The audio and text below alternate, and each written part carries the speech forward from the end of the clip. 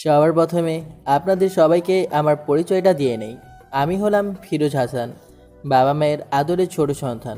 চলেন গল্পে ফিরা যাক, বাকি পরিচয় গল্প থেকে পেয়ে যাবেন। তো আজ আমার অফিসের প্রথম দিন, আর আজকে আমি লেট। আজকে রাস্তায় অনেক জ্যাম ছিল, যার কারণে অফিসে আসতে প্রায় 30 মিনিট লেট হয়। জানি না আজকে আমার কপালে কি আছে। অফিসে আসলাম, কিছু কলিগের সাথে পরিচয় হলাম। পরে নিজের ডেস্কে এসে বসলাম। বসতে না বসতেই পিয়ন আসলো আর বলল, স্যার, আপনাকে ম্যাডাম তার কেবিনে ডেকেছেন। ঠিক আছে, আমি যাচ্ছি। পিয়ন চলে গেল, আর আমি ভয়ে ভয়ে ম্যাডামের কেবিনের সামনে গেলাম। কেবিনের দরজায় নক করলাম। ম্যাম, আসতে পারি? হুম, আসুন। আমি নিচের দিকে তাকিয়ে কেবিনে প্রবেশ করলাম। জানি না আজকে আমার কি অবস্থা হবে। তো আপনার নাম কি? ফিরোজ হাসান। তো আজকে আপনার অফিসে প্রথম দিন আর আজকেই আপনি লেট করে? কারণ কি? সরি ম্যাডাম, আজকে রাস্তায় অনেক জ্যাম ছিল, যার কারণে অফিসে আসতে একটু লেট হয়ে যায়।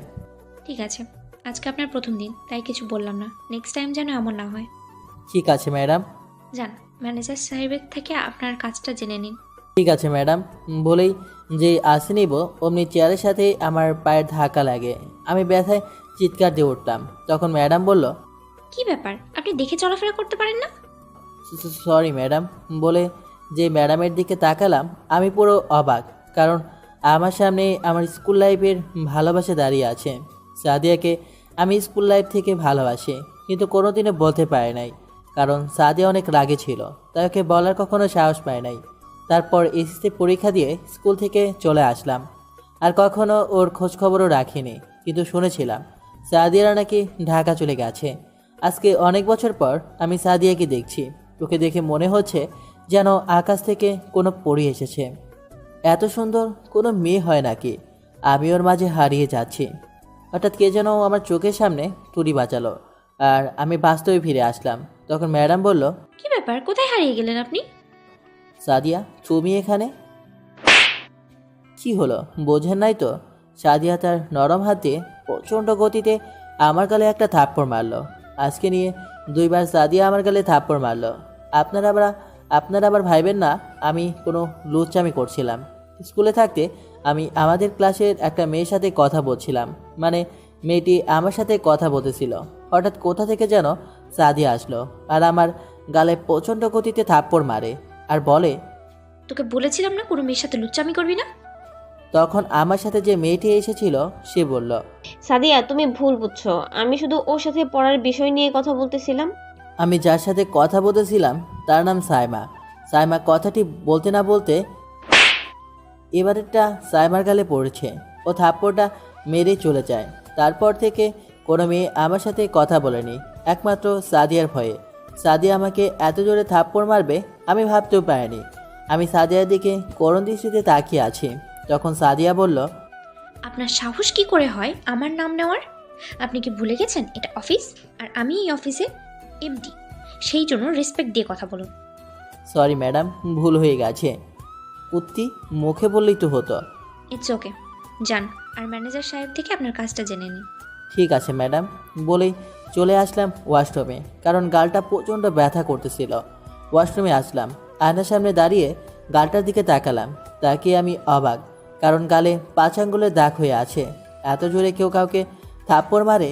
10 মিনিট লাগিয়ে গালে পানি দিলাম, কারণ কেউ যদি দেখে তাহলে বলবে আমি নিশ্চয়ই কোনো মেয়ের সাথে লুচ্চামি করেছিলাম, তাই আমাকে মেরেছে। কিন্তু সত্যি কথা তো আপনারা আর আমি জানি। প্লিজ কাউকে বলবেন না, তাহলে আমার ইজ্জত প্লাস্টিক হয়ে যাবে। ওয়াশরুম থেকে এসে নিজের ডেস্কে গেলাম। তারপর ম্যানেজার আমাকে আমার কাজ বুঝিয়ে দিলেন। আমি আমার মাথাটা ঘুরিয়ে দেখলাম সাদের কেবিনে আমার ডেস্ক বরাবর। আমার ডেস্ক থেকে ওকে দেখা যাচ্ছে। কত অপরূপ সুন্দরী লাগছে ওকে। এক দৃষ্টিতে আমি ওর দিকে তাকিয়ে আছি। হঠাৎ সাদিয়া আমার দিকে তাকালো, আর আমি ওকে দেখে ভ্যাবাচেকে খেয়ে গেলাম। মাথা ঘুরিয়ে নিজের কাজে মনোযোগ দিলাম। কাজ করতে করতে দুপুর হয়ে গেছে, সবাই লাঞ্চ করতে যাচ্ছে। তাই আমি উঠলাম। যেই আসে নিব অমনি 4জন কলিগ আমার সামনে আসলো। তাদেরকে দেখা মাত্র আমি পুরো অবাক।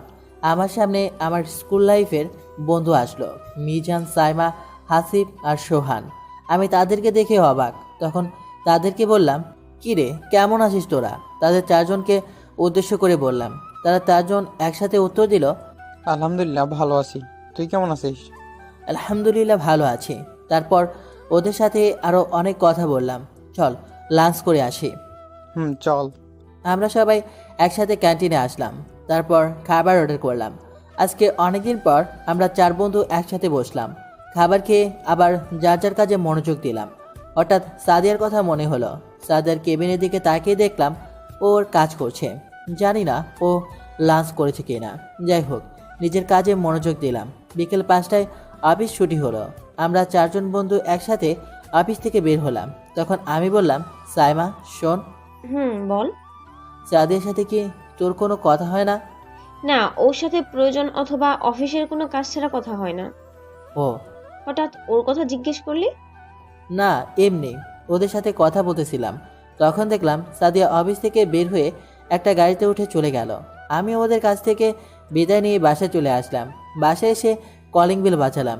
কিছু সময় পর ভাবি এসে দরজা খুলে দিল। আমি ভাবির কপালে একটা চুমু দিয়ে ভেতরে আসলাম। তখন ভাবি জিজ্ঞেস করলো, আমার কিউট ভাই, আজকে তো অফিসের প্রথম দিন, কেমন কাটলো? ভালোই কেটেছে, কারণ আমার ভালোবাসাকে অনেকদিন পর আমার কাছে পেয়েছি। কি ব্যাপার, তোমাকে এত খুশি লাগছে কেন? না, এমনি। নেহি, ডাল মে কুছ তো কালা হ্যায়, বলো কি হয়েছে? পরে বলবো, আগে বলো আম্মু কোথায়? আম্মু তার রুমে আছে, যাও। ঠিক আছে। আম্মুর রুমে আসলাম, দেখলাম আম্মু ঘুমিয়ে আছে। তাই আর ডাক না দিয়ে আমি আমার রুমে চলে আসলাম। রুমে এসে ফ্রেশ হয়ে ঘুমিয়ে পড়লাম, কারণ আজকে অনেক কাজ করেছি। রাতে ভাবি এসে ডেকে গেল আর বলল, নিচে খাবার টেবিলে আমার জন্য অপেক্ষা করছে সবাই। তাই আমি ফ্রেশ হয়ে নিচে আসলাম। তারপর গিয়ে খাবার টেবিলে বসলাম। বসতে না বসতেই ভাষণ শুরু। ভাষণটি কিছুটা এরকম ছিল। তো নবাবজাদা, আপনার তো আজকে অফিসের প্রথম দিন ছিল, কেমন কাটলো? আব্বুর মুখে এমন মধুর কথা শুনে আমার কলিজাটা কেঁপে উঠল। এক প্লেট সাহস নিয়ে আব্বুকে বললাম, আব্বু, আজকের দিনটা ভালোই গেছে। তোকে দিয়ে আমার এমন আশা ছিল না। আমি আবার কি করলাম আব্বু? তুই নিজেদের কোম্পানি রেখে অন্যের কোম্পানিতে কেন জয়েন করলি? আমি আম্মুর দিকে তাকিয়ে ইশারায় বললাম যে আব্বুকে একটু ম্যানেজ করো। তখন আম্মু বলল, কি শুরু করলে তুমি? ওর যা খুশি ও তা করুক, ও তো এখনো ছোট মানুষ। ঠিক আছে, তোমরা মা ছেলে যা মনে করো তাই করো, আমি কিছু জানি না। তারপর খাবার খাওয়া শুরু করলাম। খাওয়া শেষ করে যে রুমে আসা যাব, তখন ভাইয়া ডাক দিল। আমি ভাইয়ার কাছে গিয়ে বললাম, বলো। আজকে তো তোর অফিসের প্রথম দিন ছিল, কোনো সমস্যা হয়েছিল? না, তেমন কিছু হয়নি। আচ্ছা আচ্ছা, আর কোনো সমস্যা হলে আমাকে বলবি, ঠিক আছে? বলে নিজের রুমে চলে আসলাম। খাটের ওপর শুয়ে ফেসবুকে একটা গল্প পোস্ট করলাম। আজকে সারাদিনের কথা ভাবতেই অবাক লাগে, কারণ এত বছর পর আমার ভালোবাসার মানুষটাকে কাছে পেলাম, আবার তার হাতে থাপ্পড়ে খেলাম। হঠাৎ মনে একটা প্রশ্ন জাগলো, যদি ওর লাইফে কোনো বয়ফ্রেন্ড থাকে তাহলে আমি কি করব? আমি তো সাদিয়াকে আমার জীবনের থেকে বেশি ভালোবাসি। আর নিতে পারছি না। পরেটা পরে দেখা যাবে। এখন ঘুমাতে হবে, কারণ আজকে আমি লেট করে অফিসে গেছি। আমি চাই না কালকেও আমার লেট হোক অফিসে যেতে, তাই ঘুমিয়ে গেলাম সাদিয়াকে নিয়ে কল্পনা করতে করতে। সকালে ভাবি এসে আমাকে ডাকছে। ওই আমার কিউট ভাই, উঠে পড়ো, সকাল হয়ে গেছে। কি হলো, অফিসে যাবা না নাকি? সাদিয়া, আমি তোমাকে অনেক ভালোবাসি, প্লিজ আমাকে আর ছেড়ে যেও না। ঘুমের মধ্যে বিড়বিড় করে কথাগুলো বলছিলাম। ঠিক আছে, তুমি এইভাবে উঠবে না। প্রতিদিন তোমাকে যেভাবে তুলতে হয় সেভাবে তুলতে হবে। হঠাৎ আমি চিৎকার দিয়ে উঠলাম, কারণ কে জানি আমাকে পানিতে ভিজিয়ে আমার আরামের ঘুমটা হারাম করে দিয়েছে। সামনে তাকিয়ে দেখি ভাবি হাতে একটা মগ নিয়ে দাঁড়িয়ে আছে। তখন আমি ভাবিকে বললাম, ভাবি, আজকেও কি তুমি আমাকে ভিজিয়েছ? আমাকে ছাড়া এখানে কি অন্য কাউকে দেখতে পাচ্ছ? আচ্ছা, প্রতিদিন আমাকে কি এইভাবেই ঘুম থেকে তুলতে হবে? যেদিন তোমার বউ আসবে সেদিন সে তোমাকে ভালোভাবে ঘুম থেকে ডেকে তুলবে। আমি যে কয়দিন আছি আমি একইভাবে তোমাকে ঘুম থেকে উঠাবো। ছুর, ভালো লাগে না। উঠে ওয়াশরুমে গেলাম। যেই ওয়াশরুমে পা রাখলাম, তখন পেছন থেকে ভাবি বলল, আচ্ছা, এই সাদিয়াকে তুমি চিনো নাকি? ভাবির মুখে সাদিয়ার নাম শুনে আমি যেন আকাশ থেকে মাটিতে পড়লাম। ওয়াশরুমে না গিয়ে ভাবির কাছে আসলাম। কি ভাবি, তুমি কি কিছু বলছো? শুনেও না শোনার ভান করলাম। সাদিয়াকে আর তুমি চিনো নাকি? না না, সাদিয়া নাম তো আমি আমার জীবনে শুনি নাই। তাই নাকি? হুম। সত্যি কথা না বললে তোমার ভাইয়ের কাছে বলে দিব। আচ্ছা ঠিক আছে, সত্যি কথাই বলবো। আগে অফিস থেকে এসে নেই, তারপর। ঠিক আছে, মনে থাকে যেন। আর তাড়াতাড়ি নিচে এসো, সবাই তোমার অপেক্ষা করছে। বলে ভাবি চলে গেল। আমিও দাঁড়িয়ে না থেকে সোজা ওয়াশরুমে চলে গেলাম ফ্রেশ হতে। অফিসের ড্রেস পরে নিচে আসলাম, সবার সাথে নাস্তা করে অফিসের জন্য বের হতে যাব। তখন বলল, কি ব্যাপার ফিরোজ, তুই তোর গাড়ি করে অফিসে যাচ্ছ না কেন? আব্বু, আমি আর কিছুদিন পর থেকে গাড়ি ব্যবহার করব। এখন একটু স্বাভাবিকভাবে চলাফেরা করতে ভালো লাগে। তারপর সবার থেকে বিদায় নিয়ে অফিসে চলে আসলাম। আজকে বাঁচা গেল, কারণ আজকে একটু তাড়াতাড়ি অফিসে আসলাম। একটু পর দেখলাম আমার কলিগ প্লাস বন্ধু সোহান আসতেছে। তখন আমি বললাম, কী রে দোস্ত, কী অবস্থা তোর? ভালো, তোর? ভালো। ওদের তিনজনকে কল করে দেখ ওরা কোথায়। তারপর সোহান ওদের কল করলো। কিছু সময়ের মধ্যে ওরা সবাই এসে পড়লো। চল কফি খেয়ে আসি, এখনো সময় আছে। চল। তারপর আমরা সবাই কফি খেয়ে অফিসে আসলাম এবং যার যার ডেস্কে গিয়ে বসলাম। আজকে আমার পাখিটা এখন পর্যন্ত আসেনি। আমি আমার কাজে মনোযোগ দিলাম। কিছু সময় পর দেখলাম সাদিয়া অফিসে আসলো আর এসে সোজা তার কেবিনে ঢুকে গেল। আজকে ওকে থেকে মনে হচ্ছে রাতে মনে হয় অনেক কান্না করেছে। আমি আর কোনো কথা না বলে নিজের কাজ করতে লাগলাম। এইভাবে কাজ করতে করতে দুপুর হয়ে গেল। আমরা 5 জন মিলে একসাথে ক্যান্টিন থেকে খাবার খেয়ে আসলাম। অফিসে এসে নিজের ডেস্কে বসলাম। সাদিয়া কেবিনের দিকে তাকিয়ে দেখলাম ও নেই। ভাবলাম হয়তো লাঞ্চ করতে গেছে। বিকেল 5টায় অফিস ছুটি হলো। আজকে দুপুর পর আর সাদিয়ার সাথে দেখা হয়নি। তারপর বন্ধুদের কাছ থেকে বিদায় নিয়ে বাসায় চলে আসলাম। বাসায় এসে কলিং বেল চাপ দিতেই দরজা খুলে দিল। তাকে দেখি ভাবি এসে দরজা খুলে দিল। ভাবি আর আম্মুর সাথে কিছুক্ষণ কথা বলে রুমে এসে ফ্রেশ হয়ে ক্লান্ত লাগছিল, তাই ঘুমিয়ে গেলাম। রাতে ভাবি এসে খাবার খেতে ডেকে গেল। ফ্রেশ হয়ে নিচে আসলাম, দেখলাম সবাই আমার জন্য অপেক্ষা করছে, তাই তাড়াতাড়ি খাবার টেবিলে বসে পড়লাম। খাবার খেয়ে রুমে চলে যাচ্ছিলাম, তখন ভাবি ডাকলো। আমি ভাবির কাছে এসে বললাম, বলো কি হয়েছে? মানে? মানে তুমি আমাকে কিসের জন্য ডাক দিয়েছো সেটা বলো। সেটা তো বলবো, কিন্তু তোমার কাছে না, তোমার ভাইয়ের কাছে। এই বলে ভাবি চলে গেল আর বলল, তোমার ভাই ছাদে আছে, তাড়াতাড়ি আসো। কি আর করার, ছাদে আসলাম। গিয়ে দেখি ভাবি ভাইকে বলতেছে, এই শুনো, তোমার ভাই প্রেমে পড়েছে। কি? ঠিক শুনছো, আমাদের নবাবজাদা প্রেমে পড়েছে। ঠিক আছে, কার সাথে প্রেম করছে? মেয়েটার নাম কি? মেয়েটার নাম হচ্ছে সাদিয়া। ও, তা তো আমি আরও অনেক বছর আগ থেকে জানি, কিন্তু ও সাদিয়াকে পেল কোথায়? ওরা তো এখান থেকে চলে গিয়েছিল অনেক বছর আগে। এখন আপনাদের বলি যে ভাইয়া সাদিয়াকে চেনে কিভাবে। আমি যেদিন সাদিয়াকে প্রথম দেখেছিলাম ক্লাস 6-এ, সেদিন থেকে আমি সাদিয়াকে ভালোবেসে ফেলি। স্কুল থেকে বাসায় এসে ভাইয়াকে বলি সাদিয়ার কথা, কারণ আমি আমার ভাইয়ের কাছে সব কথা শেয়ার করি। ভাইয়ার আমার সম্পর্ক ছিল বন্ধুর মতো। আমাদের পরিবারের সবাই চেনে সাদিয়াকে, কারণ সাদিয়া আমাদের বাসায় অনেকবার এসেছিল। তাই আমি ছাদে আসলাম। ভাইয়া আমাকে দেখে আমার কাছে এসে জিজ্ঞেস করলো আমি সাদিয়াকে কোথায় দেখেছি। আমি বললাম, আচ্ছা বলো তো, আমি যে কোম্পানিতে চাকরি করি সেই কোম্পানির নাম কি? তুই সাদিয়া ইন্ডাস্ট্রিতে চাকরি করিস, সাথে কি হয়েছে? এই কোম্পানি সাদিয়ার আব্বুর। এখন সাদিয়া ওই কোম্পানির এমডি।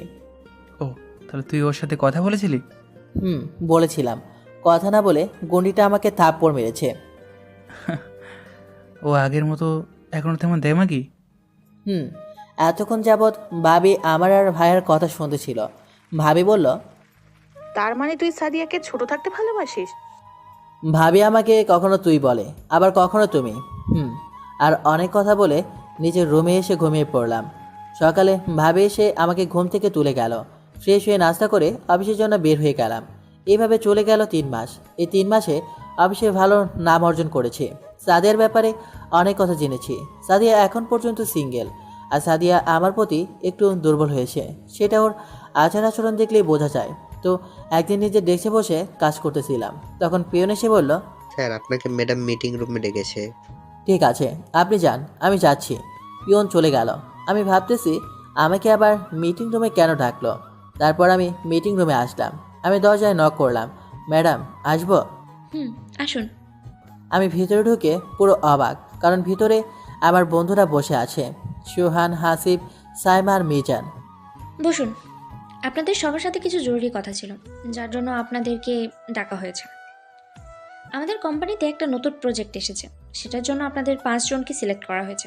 কাজটা করতে আপনাদেরকে সবাইকে 1 সপ্তাহের জন্য চট্টগ্রামে আমাদের যে কোম্পানিটা আছে সেই কোম্পানিতে যেতে হবে, আর আমাদের কালকের মধ্যেই সেখানে যেতে হবে। কার কোনো প্রশ্ন আছে? আমরা সবাই একসাথে বললাম, না ম্যাডাম, সবার থেকে বেশি খুশি আমি, কারণ আমাদের সাথে সাদিয়াও যাবে। আজকে আপনাদের ছুটি, আর কাল সকাল 10টায় আমরা রওনা দিব, তো টাইম মতো আসবেন সবাই। এই বলে সাদিয়া চলে গেল। আমরা বন্ধুরা কিছু সময় কথা বলে বাসায় চলে আসলাম। বাসায় এসে সবাইকে জানালাম যে আমি কালকে অফিসের কাজে চট্টগ্রাম যাচ্ছি। বিকেলে ভাবি আমার জামা কাপড় ব্যাগে গুছিয়ে চলে গেল। রাতে ভাই আর ভাবি এসে আমাকে জিজ্ঞেস করলো আমরা কী কী সেখানে যাচ্ছি। আমি ভাইয়াকে বললাম আমি, আমার 4 বন্ধু আর সাদিয়া। সাদিয়ার নাম শুনে ভাইয়া আর ভাবি দুজনকে অনেক খুশি লাগতেছে।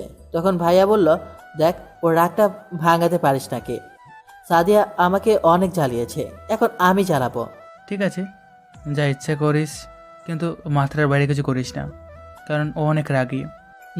তখন ভাবি বলল, এখন নিচে চলো, অনেক রাত হয়ে গেছে, খাবার খেতে চলো, আব্বু আম্মু অপেক্ষা করছে। নিচে গিয়ে খাবার খেয়ে রুমে এসে ঘুমিয়ে গেলাম। কালকে সকালে তাড়াতাড়ি উঠতে হবে। সকালে ভাবি এসে ডেকে গেল, উঠে ফ্রেশ হয়ে রেডি হলাম। নিচে গিয়ে খাবার খেয়ে সবার কাছ থেকে বিদায় নিয়ে চলে আসলাম অফিসের সামনে, কারণ এখানে সবাইকে আসতে বলা হয়েছে। আমি অফিসের সামনে এসে পুরো অবাক সাদিয়াকে দেখে। সাদিয়াকে অপরূপ সুন্দর দেখাচ্ছে। সাদিয়া নীল জামা পরেছে, সাথে এক হাতে একটা নীল ছুরি, এক হাতে ঘড়ি, কানে ম্যাচিং করে ঝুমকা, ঘন চুলগুলি খুলে দিয়েছে, চোখে গাঢ় কাজল টেনে, ঠোঁটে হালকা লিপস্টিক পরেছে। সাদিয়াকে দেখতে নীলপরি নীলাঞ্জনার মতো লাগছে, যার মাঝে অনায়াসে ডুব দেওয়া যায়। আমি এক পলকে সাদিয়ার দিকে তাকিয়ে আছি। হঠাৎ মনে হলো কে যেন আমাকে ধাক্কা দিচ্ছে। তাকিয়ে দেখি আমার বন্ধুরা। তখন সাইমা বলল, ভাই তুই আজকে কি যাবি নাকি এখানে হাঁ করে দাঁড়িয়ে থাকবি? সাইমার কথা শুনে আমার সব বন্ধুরা হেসে উঠল, আর সাদিয়ার দিকে তাকিয়ে দেখলাম ও লজ্জায় লাল হয়ে গেছে। সাদিয়াকে এই অবস্থায় আরও সুন্দর দেখাচ্ছে।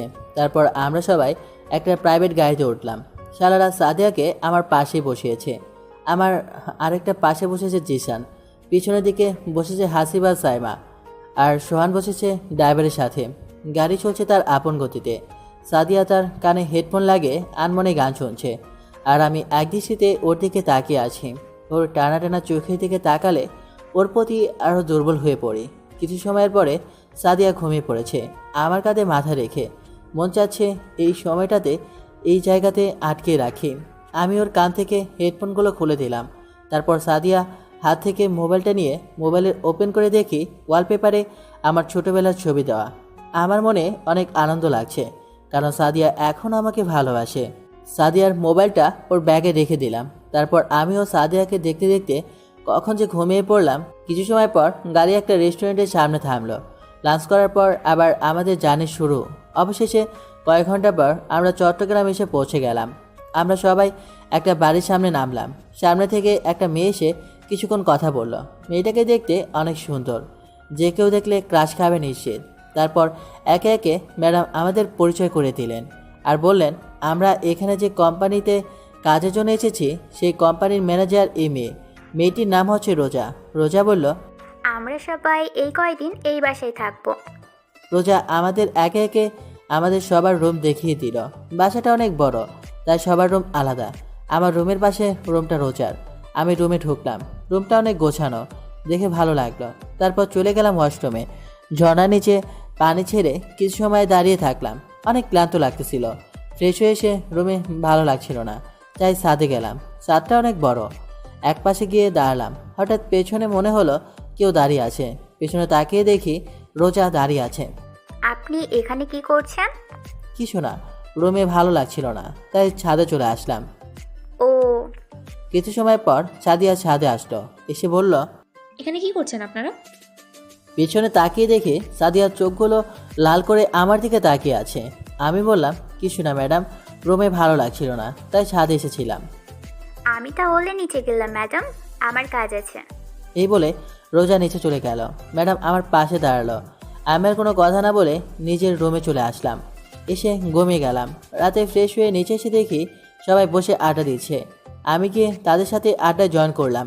কিছু সময় পর সাদিয়া বলল কাল থেকে অফিসে যেতে হবে সকাল 9টায়, যে কাজের জন্য এখানে আসা। আমরা বললাম ঠিক আছে ম্যাডাম। তারপর ডিনার শেষ করলাম। তখন সবাই মিলে বসলাম আড্ডা দিতে, কিন্তু ম্যাডাম আমার পাশে বসেছে। অনেক ভালো লাগছিল, কিন্তু সাদিয়াকে জ্বালাতে হবে, তাই আমি সেখান থেকে উঠে এসে রোজার পাশে বসলাম। সাদিয়া আমার দিকে চোখ বড় বড় করে তাকিয়ে আছে, তা আমার বন্ধুরা খেয়াল করেছে। তখন সাদিয়া উঠে তার রুমে চলে গেল। আমি আর সেখানে খেয়াল না করে আড্ডা দিতে থাকলাম। রাত 11টা বাজে। আমরা সবাই যা যা রুমে চলে এলাম। ঘুমাতে হবে, কালকে আবার অফিস আছে। শুয়ে শুয়ে ভাবতে লাগলাম কাল থেকে সাদিয়াকে কিভাবে চালাবো। কিছু সময় পর ঘুমিয়ে গেলাম। সকালে রোজা এসে ঘুম থেকে ডেকে গেল। ফ্রেশ হয়ে নিচে চলে আসলাম। নাস্তা করে নির্দিষ্ট সময়ে সবাই অফিসে চলে আসলাম। আমাদের যে কাজের জন্য এখানে আসা সেই কাজ করা শুরু করে দিলাম। এভাবে আরও 5টা দিন চলে গেল। আজকে আমরা যে প্রজেক্টে নিয়ে কাজ করছিলাম তা শেষ হলো। সবাই আজকে অনেক খুশি। তারপর সবাই বাসায় আসলাম। এই কয়দিনে রোজা অনেকটা চেঞ্জ হয়ে গেছে, কারণ সে আপনি থেকে এখন তুমি বলা শুরু করেছে, আর আমাকেও তুমি করে বলতে বলছে। এই কয়দিন সাদিয়াকে অনেক ইগনোর করেছে। ও অনেকবার কথা বলতে এসেছিল, কিন্তু আমি কোনো কথা বলিনি। ছাদে এসে দাঁড়িয়ে আছি। পেছন থেকে রোজা বলল, কি করছো এখানে? তেমন কিছু না। ও আচ্ছা, তোমাকে একটা কথা বলার ছিল। বলো। কিভাবে যে বলি। সমস্যা নেই, যা বলার বলে ফেলো। না কিছু না, এমনি আর কি। আমি আর কিছু বললাম না। কিছু সময় পর সাইমা এসে ডেকে গেল ডিনার করার জন্য। আমি আর রোজা একসাথে নিচে আসলাম। খাবার টেবিলে গিয়ে বসলাম। সাদিয়া বলল, তোমাদের সবাইকে একটা গুড নিউজ দিতে চাই। আমরা সবাই আগ্রহ নিয়ে সাদিয়াকে জিজ্ঞেস করলাম কি। সাদিয়া বলল, আমাদের প্রজেক্টটা ভালোভাবে শেষ হওয়ার কারণে আমরা আরও 5 দিন এখানে থেকে এনজয় করব।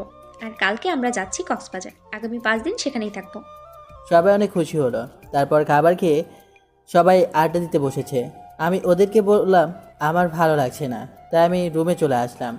আজকে অনেক ক্লান্ত লাগতেছিল, তাই ঘুমিয়ে পড়লাম। সকালে ঘুম থেকে উঠে ফ্রেশ হয়ে নিচে আসলাম। নাস্তা করে কিছু সময় পর সবাই রওনা দিলাম কক্সবাজারের উদ্দেশ্যে। সবাই অনেক খুশি হলো। তারপর খাবার খেয়ে সবাই আড্ডা দিতে বসেছে। কিছু সময়ের মধ্যে আমরা কক্সবাজার সমুদ্র সৈকতে পৌঁছে গেলাম। সেখানকার একটা হোটেলে আমাদের জন্য রুম বুক করা হলো। রুমে আসলাম। ফ্রেশ হয়ে সবাই চলে আসলাম লাঞ্চ করতে। রুমে এসে বসলাম। তখন সাইমা আসলো। কি রে দোষ, তুই এমন করছিস কেন? আমি এখন আবার কি করলাম? মানে তুই না সাদিয়াকে ভালোবাসিস? তাহলে তাহলে তুই ওকে এমন ভাবে ইগনোর করছিস কেন? ভালোবাসি, কিন্তু কিভাবে বলবো তুই বল। তুই তো জানিস সাদিয়া কেমন। বুঝলাম। তুই এক কাজ করে দেখতে পারিস। তবে সাদিয়া তোকে ভালোবাসে নাকি? কি? সাইমা আমাকে যা বললো তা আপনাদের কিছু সময়ের পর জানানো হবে। সাইমা চলে গেল। আমি আর কিছু না ভেবে বাইরে চলে আসলাম। বিকেলে সবাই একসাথে বের হলাম, ঘুরতে যাওয়ার কথা ছিল তাই। সবাই সাগরের পাড়ে আসলাম। সবাই একসাথে হাঁটছি। আমি সাদিয়াকে বললাম, সাদিয়া তোমার সাথে একটু কথা ছিল। বলো কি কথা? এমন সময় সাদিয়ার মোবাইলে কল আসলো, আর সাদিয়া কল ধরে যা বলল তা শুনে আমরা সবাই অবাক। জান বলো, কেমন আছো তুমি? মোবাইলে কল করা লোকটাকে বলল। সাদিয়া মোবাইলে কথা বলতে বলতে সাইডে চলে গেল। আমার চোখটা পানিতে ভরে গেল। হঠাৎ রোজা বলল, ফিরোজ চলো আমরা এ পাশে যাই। আমি বললাম ঠিক আছে চলো। এখন সবাই আমার দিকে তাকিয়ে আছে। আমি আর কোনো কথা না বলে রোজাকে নিয়ে অপর দিকে চলে আসলাম, কিন্তু ভালো লাগছিল না। তাহলে কি সাদিয়ার জীবনে কি অন্য কেউ আছে? হঠাৎ রোজা বলল, চলো ওই জায়গাটায় গিয়ে বসি। ঠিক আছে চলো। আমি আইসক্রিম খাবো, তুমি খাবে? না, তোমার জন্য আমি আইসক্রিম নিয়ে আসি। আইসক্রিম এনে রোজার হাতে দিলাম। রোজা, আমাকে একটা হেল্প করতে পারবে? বলো কি হেল্প বলো, তোমার জন্য সব করতে পারবো। রোজা, আমার সাথে ভালো অভিনয় করতে পারবে প্লিজ? মানে কি বলতে চাচ্ছ তুমি? আমি সাদিয়াকে ভালোবাসি। আমি জানি না ও আমাকে ভালোবাসে নাকি, তাই সবার সামনে আমরা একটু অভিনয় করব, যেন আমরা প্রেমিক প্রেমিকা। হঠাৎ খেয়াল করলাম রোজার হাসি মুখটা ফ্যাকাশে হয়ে গেল। বুঝলাম না কেন। ঠিক আছে আমি রাজি। তখন আমার বন্ধুরা আসলো। তারপর সবাই বসে বসে সূর্য অস্ত যাচ্ছে তা দেখলাম। সবাই খুশি ছিল, কিন্তু একজন খুশি ছিল না। সে হলো আমি। কিছু সময় পর সবাই মিলে একটা রেস্টুরেন্টে ঢুকলাম। সেখানে সবাই অনেক এনজয় করলাম। ডিনার করে রুমে চলে আসলাম। ওয়াশরুমে এসে পানি ছেড়ে ঝর্ণার নিচে বসে পড়লাম। অনেক কান্না আসতেছে। ফ্রেশ হয়ে কাটে বসে মোবাইলে সাদিয়ার ছবি দেখতে লাগলাম। কত মায়াবী লাগছে সাদিয়াকে। সারাটা রাত না ঘুমিয়ে কাটিয়ে দিলাম। এইভাবে আরও একদিন চলে গেল। এখন সবাই ভাবছে রোজার সাথে আমার কিছু চলছে, কিন্তু সত্যটা কি তা শুধু আমি আর রোজা জানি।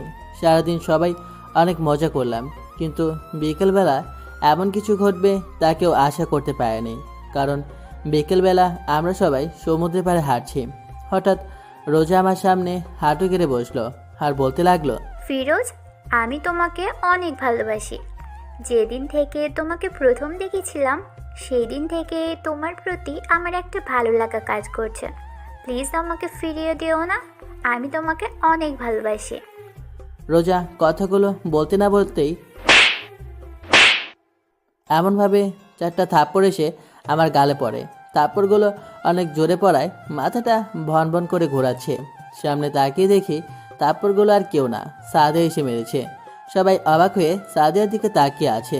সাদিয়া কান্না করতে করতে বলতে লাগলো, তোকে অনেক ভালোবেসেছিলাম, আর তুই ছি, ছোট বলে তোকে তোকে যেদিন ছেড়ে চলে গিয়েছিলাম সেই দিন অনেক কান্না করেছিলাম। ভেবেছি তোকে আমি হারিয়ে ফেলেছি। তোকে যেদিন অফিসে দেখেছিলাম তখন তোকে দেখে অনেক খুশি হয়েছিলাম। মনে হচ্ছিল আমি আমার হারিয়ে যাওয়া ভালোবাসাকে আবার খুঁজে পেয়েছি। সেদিন তোকে থাপ্পড় মেরেছিলাম কারণ তোর প্রতি আমার অনেক অভিমান হয়েছিল। সেই দিন রাতে বাসায় গিয়ে অনেক কেঁদেছিলাম, তোকে থাপ্পড় মেরেছিলাম তাই। আবার খুশিতেও, কারণ আল্লাহ তাআলা আমাকে আমার ভালোবাসাকে ফিরিয়ে দিয়েছে। আমি ভেবেছিলাম তোকে প্রপোজ করব, কিন্তু তুই তো আমার সাথে কথাও বলতি না। হঠাৎ নতুন প্রজেক্ট আসে, তাই আমি ভাবি তোকে সেখানে ঘুরতে নিয়ে প্রপোজ করব, কিন্তু তুই এখানে এসে আমাকে একেবারে ইগনোর করছিস। ভেবেছিলাম হয়তো অভিমান করেছিস, তাই কক্সবাজারে আসার প্ল্যান করি। ভেবেছিলাম এখানে তোকে প্রপোজ করব, কিন্তু তুই এখানে এই মেয়ের সাথে লুচ্চামি করছিস। আর কখনো আমার সামনে আসবি না, আমি তোকে ঘৃণা করি। I hate you. বলে সাদিয়া কান্না করতে করতে চলে গেল। সাদিয়ার পিছে আমার বন্ধুরাও চলে, যদি কোনো সমস্যা হয় তাই। আর আমি সেই জায়গায় মূর্তির মতো হয়ে দাঁড়িয়ে আছি। আমি কি করলাম? যে মেয়ে আমাকে এত ভালোবাসে, আমি তার ভালোবাসার পরীক্ষা নিয়েছিলাম।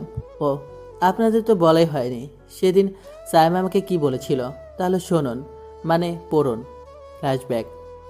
বুঝলাম। তুই এক কাজ করে দেখতে পারিস, তবে সাদিয়া তোকে ভালোবাসে নাকি। কি করতে হবে? শোন, মেয়েরা যাকে ভালোবাসে তাকে অন্য মেয়ের সাথে দেখতে পারে না। তাই তুই এক কাজ কর, সাদিয়ার সামনে অন্য মেয়ের সাথে কথা বলবি, তাহলে দেখতে পারবি সাদিয়া তোকে ভালোবাসে নাকি।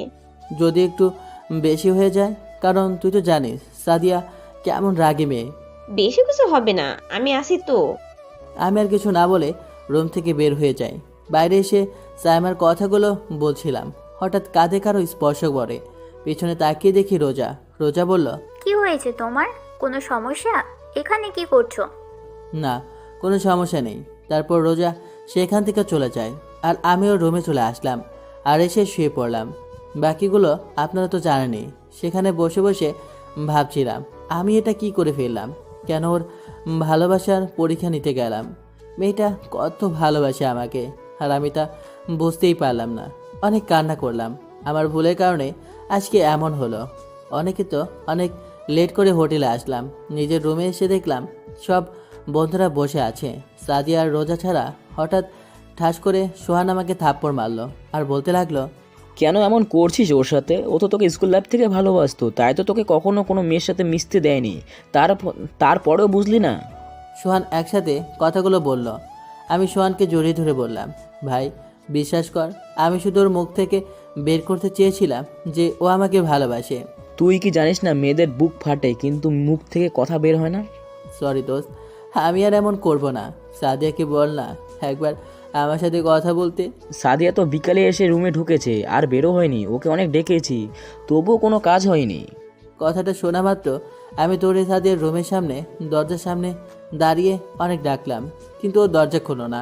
আমার বন্ধুরা আমাকে ধরে রুমে নিয়ে আসলো। সারা রাত না ঘুমিয়ে কাটিয়ে দিলাম আমরা। সকালবেলা এমন কিছু হবে তা আমি ভাবতেই পারিনি। ভোর রাতে সাইমা, সোহান, হাসিব, মিজান ওরা সবাই ঘুমিয়ে যায়। সকালে সবার ঘুম থেকে ওঠার আগে আমি সাদিয়ার রুমের সামনে আসলাম। আধা ঘন্টা লাগিয়ে দরজায় নক করলাম। তারপর সাদিয়া এসে দরজা খুলে দিল। সাদিয়াকে দেখে আমার চোখে কান্না এসে পড়লো। ও মনে হয় সারা রাত না ঘুমিয়ে কান্না করতে করতে কাটিয়ে দিয়েছে। চেহারাটা একদম বাজে দেখাচ্ছে, চোখে নেশে কালো দাগ পড়ে গেছে। হঠাৎ আমি ওর হাতের দিকে খেয়াল করলাম। ওর হাতে ওর জামা কাপড়ের ব্যাগ। মনে হচ্ছে ও এখান থেকে চলে যাবে। আমার ভাবনা কাটিয়ে সাদিয়া বলল, একটু সাইডে দাঁড়ান, আমি বের হব। আমার ওর চলে যাওয়ার কথা শুনে আমার রাগ উঠে গেল। রাগে ওর হাত ধরে রুমের ভিতর নিয়ে দরজা লাগিয়ে দিলাম। সাদিয়া ভয়ে চুপসে গেছে। এটা ওর চেহারা দেখে বোঝা যাচ্ছে। কোথায় যেতে যাচ্ছিলে? হ্যাঁ, কি হলো? এমন মরা কান্না করছে কেন? কেউ কি মারা গেছে? আমি কাউকে জবাব দিতে বাধ্য নই। সাদিয়া, তুমি কালকে যা দেখেছো তা সব ভুল। আমি তোমাকে অনেক ভালোবাসি। প্লিজ আমাকে বোঝানোর একটু সময় দাও। প্লিজ আপনি এখান থেকে চলে যান। সাদিয়া প্লিজ একটু সময় দাও আমাকে বোঝানোর জন্য। প্লিজ একটু সময়। আপনি যদি এই মুহূর্তে এখান থেকে চলে না যান তাহলে আমার মরা মুখ দেখবেন। ঠিক আছে, চলে যাচ্ছি, কিন্তু একটা কথা বলতে চাই। তুমি অনেক বড় ভুল করছো। কান্না করতে করতে চলে আসলাম। রুমের দরজা খুলে দেখি বন্ধুরা দাঁড়িয়ে আছে। আমি ওদেরকে কিছু না বলে নিজের রুমে চলে এলাম। সব জামা কাপড় গুছিয়ে বাইরে চলে আসলাম। কি হয়েছে? তুই তোর জিনিসপত্র গুছিয়ে নিলি কেন? সব দোষ আমার জন্য হয়েছে। চল, সব এখন আমি ঠিক করে দেব। দেখ দোস্ত, তুই চলে যাস না, সব কিছু ঠিক হয়ে যাবে। না রে দোস্ত, বাসায় একটু সমস্যা হয়েছে, তাই চলে যাচ্ছি। ভুলে যাস না আমরা তোর বন্ধু, আমাদের কাছে তুই মিথ্যা কথা বলছিস। সব হারামিগুলো এসে আমাকে জড়িয়ে ধরলো। দোস্ত, এখন আমার যেতে হবে, প্লিজ আমাকে যেতে দে। অনেক বোঝানোর পর ওরা আমাকে ছাড়লো। দেখলাম সাইডে রোজা দাঁড়িয়ে আছে। রোজা, তুমি আমার জন্য যা করেছো তার জন্য অনেক ধন্যবাদ তোমাকে। রোজা, তুমি আমার জন্য যা করেছো তার জন্য অনেক ধন্যবাদ তোমাকে। আল্লাহ হাফেজ। আর দেখা না হতে পারে। চলে আসলাম সেখান থেকে। বুকটা অনেক ব্যথা করছে। অনেক কষ্টে বাসে উঠলাম। অঝরে চোখের পানি পড়ছে, যেন কান্নার বাঁধ ভেঙে গেছে। অপরদিকে সাদিয়াও কারো কোনো কথা না শুনে বের হয়ে গেল। অনেক কষ্টে বাসায় আসলাম। বাসার কলিং বেল চাপ দিতেই ভাবি এসে দরজা খুলে দিল। আমাকে দেখে জড়িয়ে ধরলো। বাসার ভিতরে ঢুকলাম। কেমন আছো ভাবি? তোকে ছাড়া কিভাবে ভালো থাকি? তোকে ছাড়া পুরো বাসা খারাপ লাগছিল। এখন তুই এসে পড়েছিস, এখন সবাই ভালো থাকবে। হঠাৎ ভাবি আমার চেহারা দিকে তাকিয়ে অবাক হয়ে রইল। কি হয়েছে ফিরোজ? তোর অবস্থা এমন কেন? মনে হয় রাতে ঘুমাস না, কান্না করিস? আরে না, কি বলো, তোমাদের থেকে অনেক দূরে ছিলাম, আবার জার্নিও করে এসেছি, তাই এমন দেখাচ্ছে। ফিরোজ, আমি তোকে সত্যি কথা বলতে বলেছি। আরে কিছু না, তুমি বলো আম্মু কোথায়? আম্মু তার রুমে হয়তো ঘুমাচ্ছে। ঠিক আছে ভাবি, আমি আমার রুমে গেলাম। রুমে চলে এলাম। ভেতরটা কেমন জানি লাগছে। ওয়াশরুমে চলে আসায় ঝর্ণার পানি ছেড়ে ইচ্ছে মতো কাঁদতে লাগলাম। মন চাচ্ছে চিৎকার করে বলতে, কেন হলো আমার সাথে এমন। ঘন্টাখানেক পর রুমে এলাম। অনেক ক্লান্ত লাগছে, তাই ঘুমিয়ে গেলাম। রাতে ভাবি খেতে ডেকেছিল, কিন্তু ভালো লাগছিল না, তাই যায়নি। আবার ঘুমিয়ে গেলাম। হঠাৎ অনেক ক্ষুধা লাগছে, কারণ গতকাল থেকে কিছুই খাইনি। ঘড়ির দিকে তাকিয়ে দেখলাম ভোর 4টা বাজে। ভাবির রুমের সামনে গিয়ে দু একটা বার বাড়ি দিতেই ভাবি দরজা খুলে দিয়ে বলল, আমি জানতাম তোমার খিদে লাগবে, তাই তোমার খাবার ফ্রিজে রেখে আসছিলাম। চলো এখন। থ্যাংক ইউ ভাবি। তারপর ভাবি আমাকে খাবার গরম করে দিল। ভাবি, আমার ভালো লাগছে না, প্লিজ আমাকে খাইয়ে দেবে? ঠিক আছে। ভাবি আমাকে খাইয়ে দিতে লাগলো। হঠাৎ ভাবি আমাকে জিজ্ঞেস করলো, তুই কি আমাকে একটা কথা বলতে পারবি? কি কথা? সেখানে কি হয়েছিল আমি সব জানতে চাই। ভাবি, আমি এসব নিয়ে এখন তোমার সাথে কথা বলতে পারবো না, প্লিজ জোর করেও না প্লিজ, বলে সেখান থেকে চলে আসলাম রুমে। এভাবে আরও 2 দিন চলে গেল, কারোর সাথে কোনো প্রকার কথা বলিনি। ভাবি খাবারের জন্য ডাকলে খেতাম না। রাতে ছাদে বসেছিলাম। হঠাৎ ভাই আর ভাবি আসলো। ভাই আমাকে জিজ্ঞেস করলো সেখানে কি হয়েছিল। ভাইয়াকে সব খুলে বললাম। ভাইয়া আমাকে একটা থাপ্পড় মারলো। বলেছিলাম না বেশি কিছু না করতে, তারপরে কেন করলি? যা হবার তো হয়ে গেছে, এখন সামনে কি করবি সেটার চিন্তা কর। কাল থেকে প্রতিদিন অফিসে যাবি, আমি আব্বুকে বলে দেব, ঠিক আছে? ঠিক আছে। তাই এখন অনেক রাত হয়ে গেছে, রুমে যা। ঠিক আছে বলে রুমে চলে আসলাম। এভাবে চলে গেল 1টা বছর। নিচের কেবিনে বসে কাজ করছি। এমন সময় ভাই আসলো আর বলল, ফিরোজ আমাকে একটা হেল্প করে দিতে পারবি প্লিজ? বলো কি হেল্প? তোর রুহিকে মানে তোর বাবিকে একটু শপিং করতে নিয়ে যাবি প্লিজ ভাই, না করিস না। আমার জরুরি একটা মিটিং আছে, প্লিজ যা না। না, আমি পারবো না। প্লিজ মানা করিস না। ঠিক আছে যাব, কিন্তু টাকা তুমি দিবে। ঠিক আছে। বলে ভাইয়া তার মানিব্যাগ থেকে কার্ড দিল। আমি সোজা বাসায় চলে আসলাম। বাসায় কয়েকবার কলিং বেল বাজাতেই ভাবি এসে দরজা খুলে দিল। তোমার ভাই আমাকে কল করে বলে দিয়েছে তাড়াতাড়ি ফ্রেশ হয়ে এসো। ঠিক আছে বলে নিজের রুমে চলে এলাম। ফ্রেশ হয়ে বাইরে আসলাম। ভাবি আমার কলেজাটা কোথায়? নিচে ওর দাদুর কাছে। আমরা গাড়ি নিয়ে বেরিয়ে পড়লাম। কিছু সময়ের মধ্যে ভাবির কেনাকাটা হয়ে গেল। ভাবি মিহিকে কোলে নিয়ে হাঁটছে আর আমি শপিংয়ের ব্যাগ নিয়ে। হঠাৎ সামনে একটা মেয়ে আসলো আর এসে তাকে দেখে আমি পুরো অবাক, কারণ মেয়েটা ছিল সায়মা। এই কুত্তা, কোথায় ছিলি এই কয়দিন? আর তুই আমার কল মেসেজের রিপ্লাই কেন দিচ্ছিলি না? আমি কোনো কথা না বলে ওকে জড়িয়ে ধরলাম আর বললাম, রাগিস কেন? আগে বল তুই কেমন আছিস? আগে তুই আমার কথার জবাব দে। আমাকে ছাড়িয়ে। এমনি আর কি। তুই আমার উপর রেগে আছিস তাই না? আরে না, তোর উপর রেগে থাকবো কেন? তুই আমার কিউট একটা কুত্তি। এখন বল তুই কেমন আছিস, আর বাকিগুলোর কি অবস্থা? ভালো আছি। আর বাকিগুলোও ভালো আছে। সাদিয়ার সাথে কি তোর কোনো কথা হয় নাই? হয়েছিল। কথা বলতে গেলে থাপ্পড় ফ্রি পাইতাম। সরি দোস্ত, আমার জন্য তোদের এমন হয়েছে। বাদ দে তো। তোর সাথে মেয়েটাকে? আমার আপুর মতো ভাবি। ভাবির সাথে সাইমার পরিচয় করে দিলাম। চল কফি খেয়ে আসি, তোকে একটা গুড নিউজ দেব। আমরা সবাই কফি খেতে আসলাম। হঠাৎ সাইমা বলল, ফিরোজ, আগামী সপ্তাহে আমার বিয়ে। কি? আগামী সপ্তাহে তোর বিয়ে আর তুই আজকে আমাকে বলছিস? সাইমা আমার কথা শুনে রেগে গিয়ে বলল, আরেকবার বললে তোর সব দাঁত ফেলে দেব। তোকে কতগুলো কল করেছি, একটাও কল ধরেছিস? এখন আবার বলে আমাকে আগে বলিসনি কেন? আচ্ছা সরি, এখন বলতো এই পেতনিটা কার গাড়ি গিয়ে চাপলো? দেখ, আমরা রাগাস না, ছেলে তোর থেকে বেশি হ্যান্ডসাম। তাই নাকি? তাহলে তো ভালোই। শোন, তুই কিন্তু বিয়ের কিছুদিন আগেই চলে আসবি, না হলে তোর অবস্থা খারাপ করে ফেলবো। আচ্ছা ঠিক আছে, আসবো। সাইমার সাথে আরও কিছু সময় কথা বলে বাসা চলে আসলাম। ফ্রেশ হয়ে লাঞ্চ করে ঘুমিয়ে পড়লাম। এইভাবে যেতে লাগলো দিন। এর মধ্যে সাইমা আমাকে অনেকবার কল করেছে। কালকে ওর বিয়ে, আর আমি এখন পর্যন্ত আসিনি। সারাদিন পরে বিকালে রেডি হয়ে বেরিয়ে পড়লাম সাইমার বাসার উদ্দেশ্যে। কিছু সময়ের মধ্যে এসে পড়লাম। আমার বন্ধুরা আমাকে এসে জড়িয়ে ধরলো, কারণ আজকে অনেকদিন পর আবার আমাদের দেখা হয়েছে। সাইমার বাবা মায়ের সাথে কৌশল বিনিময় করলাম। আঙ্কেলের কাছ থেকে জিজ্ঞাসা করলাম সাইমা কোথায়। আমি আর আমার বন্ধুরা মিলে সাইমার কাছে গেলাম। সাইমা অনেক সময় লাগিয়ে ঝাড়ে দিল। অনেক কষ্টে ওকে শান্ত করলাম। তারপর আমরা সবাই মিলে অনেক সময় মজা করলাম। কিছু মেয়ে এসে সাইমাকে নিয়ে গেল হলুদ দিতে, আর আমরা 4 বন্ধু মিলে আড্ডা দিচ্ছি। হঠাৎ আমার চোখ এক জায়গায় আটকে গেল। তাদিয়া একটা ছেলের হাত ধরে কথা বলছে। এটা দেখে আমার অনেক রাগ উঠে গেল। হঠাৎ হাসিব বলল, দোস্ত রাগিস না, ওটা সাইমার কাজিন। আমি আর কিছু বললাম না। এভাবে আজকের দিনটা চলে গেল। রাত 10টা ছাদে গেলাম। গিয়ে দেখি একটা মেয়ে ছাদের এক কোণায় বসে কান্না করছে।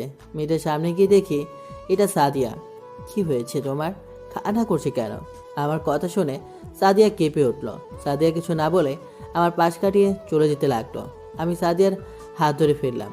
তোমার সাথে আমার কিছু কথা আছে। আপনার কথা শোনার মতো আমার কাছে সময় নেই। সাদিয়াকে একটা হ্যাঁচকা টান দিয়ে আমার সামনে আনলাম। আমি বললাম না আমার তোমার সাথে জরুরি কথা আছে? আপনার মতো বাজে ছেলের কথা শোনার মতো আমার কাছে সময় নেই। আজকে অনেকদিন পর তৃপ্তি পেলাম সাদিয়াকে থাপ্পড় মেরে। এখন চুপচাপ আমার কথা শুনবি। তার আগে যেন তোর মুখ থেকে কোনো শব্দ যেন না আসে। আমি বলতে লাগলাম, আমি যেদিন থেকে তোমাকে প্রথম দেখেছিলাম সেদিন থেকে তোমাকে ভালোবাসি।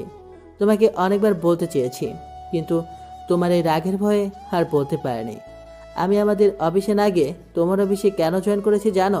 শুধুমাত্র তোমার জন্য।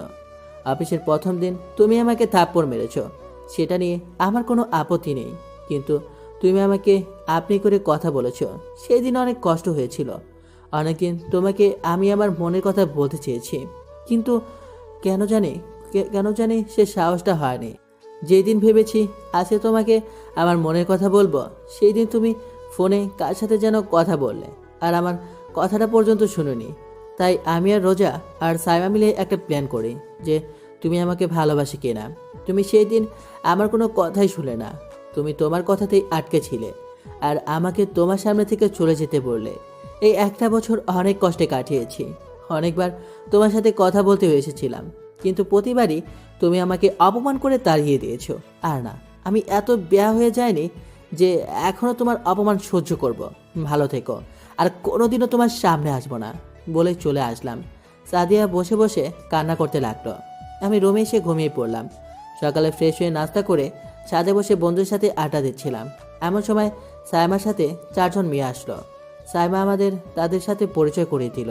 সাইমা চলে গেল। আমরা সবাই মিলে আড্ডা দিচ্ছিলাম। হঠাৎ সাদের বিপরীত পাশে তাকিয়ে দেখলাম সাদিয়া আমাদের দিকে রাগে দৃষ্টিতে তাকিয়ে আছে। আমি ওকে দেখেও না দেখার ভান করে আড্ডা দিতে লাগলাম। অনেক সময় আড্ডা দেওয়ার পরে রুমেও চলে আসলাম। রুমে এসে ফ্রেশ হয়ে রেডি হয়ে বাইরে বের হয়ে আসলাম। এর মধ্যে শুনি বর চলে এসেছে। আমি আর আমার বন্ধুরা মিলে একটা প্ল্যান করলাম বরকে একটু ভয় দেখানোর। আমরা 4 জন মিলে বরের সামনে গেলাম। বরের সামনে আমি বন্ধুদের উদ্দেশ্য করে বললাম, হই তোরা ওকে সাইডে নিয়ে আস, আজকে ওকে মেরে ওর লাশ নদীতে ফেলে দিব। ও আমার ভালোবাসাকে বিয়ে করতে এসেছে। ভাই আপনারা কারা আর আমার সাথে এমন করছেন কেন? তোর সাহস তো কম না, তুই আমার উপর কথা বলিস? সরি ভাই, মাফ করে দেন, ভুল হয়ে গেছে। হঠাৎ আমাদের পেছন থেকে সাইমা বলে উঠল, কিরে তোরা এখানে কি করিস? আমরা সবাই একসাথে উত্তর দিলাম, কিছু না, তোর বরের সাথে কথা বলছিলাম। তোদের কি আমার চেনা আছে? তোরা কেমন? আরে তোর বরকে জিজ্ঞেস করে দেখ আমরা কেউ কিছু বলেছি কিনা।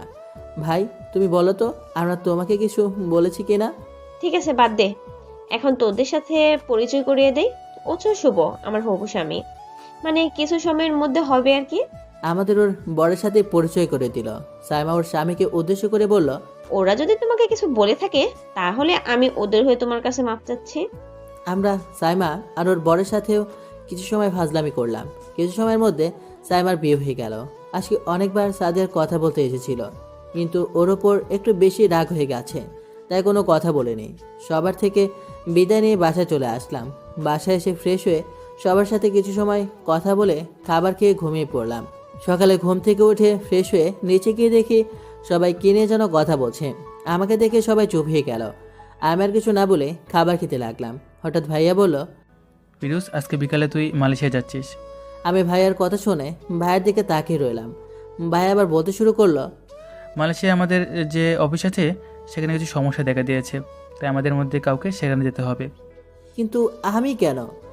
কারণ আমার একটা জরুরি মিটিং আছে, আর আব্বুর বয়স হয়েছে, তাই আব্বু যেতে পারবে না, তাই তোকে যেতে হবে।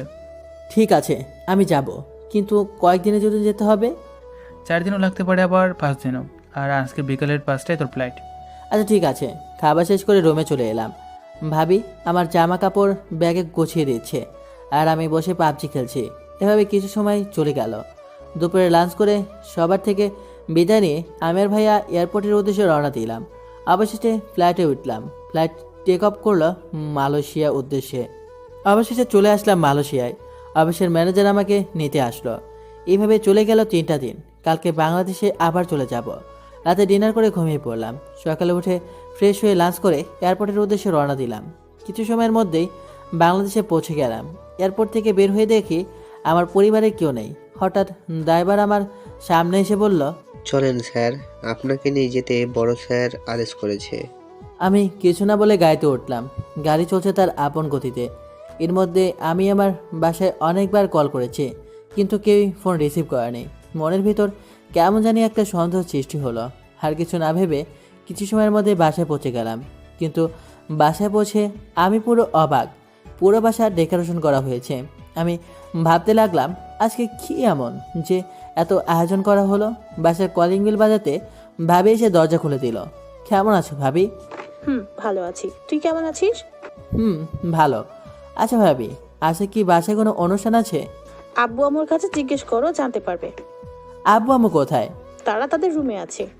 আমি আর কোনো কথা না বলে আব্বু আমার রুমে চলে এলাম। আমার মনে একটা খটকা লেগে আছে। রুমে গিয়ে দেখি আব্বু আম্মু ভাইয়া বসে আছে, কিনে যেন কথা বলছিল। আমাকে দেখে সবাই চুপ হয়ে গেল।